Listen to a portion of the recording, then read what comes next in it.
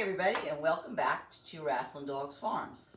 So I wanted to talk to you about foraging and the fact that in a lot of my videos I'm going to be talking about being able to forage some wild edibles on my property, and I realize that it is quite a privilege that I actually have property, and that is something that not a lot of people have access to. But the reason why I'm doing these videos is because I had planned on starting workshops right about now where people would be able to come here and help and gather their own edible greens and make these recipes with me. So because of the coronavirus, we're just going to do them on video. So a couple of updates. I made the dandelion syrup and I made my first batch, which came out a little darker than the last season's batch, but the flavor still had that really nice caramelly butterscotch flavor. So I'm making another batch, and I'm going to combine the two and maybe add a little bit of pectin to give it a little bit more body. But I did enjoy some last night in a wine glass with some tonic water, and it was quite delicious. Now yesterday I also started a batch of violet syrup. Now violets are also something you'll find growing all over your lawn at this time of year. And what's great about violets is that they are mucilaginous, which means that if you have a dry cough, a violet syrup will be a great cough syrup that helps bring phlegm up so that you can cough out all of the material that's in your lungs. So what I'm going to be doing is making this into a syrup, and I'll be working on that tomorrow. So those are two updates. And the same thing with violet syrup. You can use it in some club soda, and if you recall when I made the vinaigrette one time, I used some violet syrup in the vinaigrette. So now we're going to be making a garlic mustard pesto today. Now, like a lot of edible greens, garlic mustard is an invasive plant, and if you go on any of the foraging websites, they'll tell you to pick it and use it as much as you can. And garlic mustard pesto is kind of one of those basic foraging recipes. So this is what garlic mustard looks like in the field. It is a kind of heart-shaped leaf, and it gets a little bud that will eventually have yellow flowers.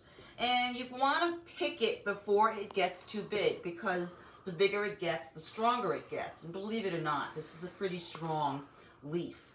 Now, the recipe that I had found called for chickweed and parsley, which I could not find either of. So what I used instead was some of the violet leaves, which are edible and have a very mild flavor. And I also used some henbit, another very common edible herb and very mild flavored. Now, yesterday I had foraged some garlic chives, and I turned them into a compound butter. And a compound butter is basically a butter that has infused herbs and seasonings in it. So this compound butter has the garlic chives with a little bit of red pepper powder and some salt and pepper.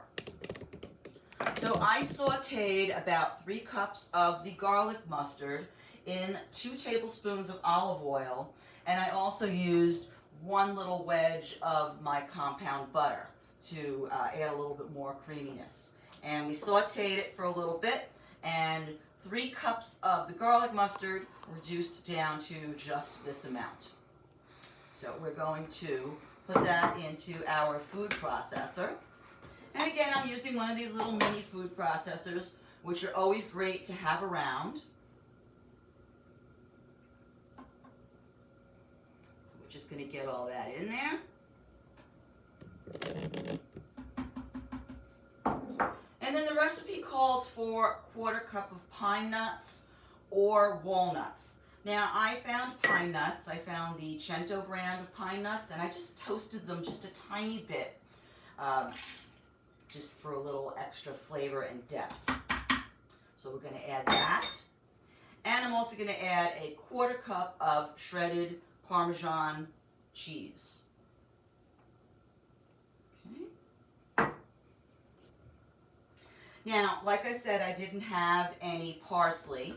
So what I did was I harvested some of my fennel microgreens. So I'm going to add that in there, and that'll add a nice flavor. And I also had these basil seedlings, so I'm going to add just a little handful of them to the mix. Okay. A little bit more olive oil, so I used 2 tablespoons of olive oil for the sauteing of the garlic mustard, and I am going to use another 2 tablespoons for the pesto. So let's get that off of there. Cover it up.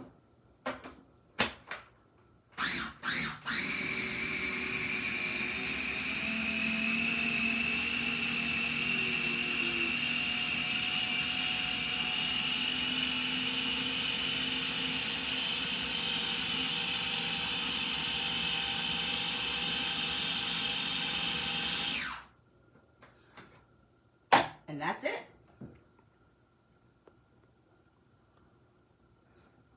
So this is garlic mustard pesto. And what I'm going to do with it is we're going to try to make our own pizza dough tomorrow. And I'm planning on making a garlic bread with it. And then I'm going to serve it with a white bean puree. Another good idea is to use it as a pesto with the sweet potato and gnocchi, which was on one of our previous videos. The creaminess and sweetness of the gnocchi is a perfect counterpoint to the spiciness of the garlic mustard.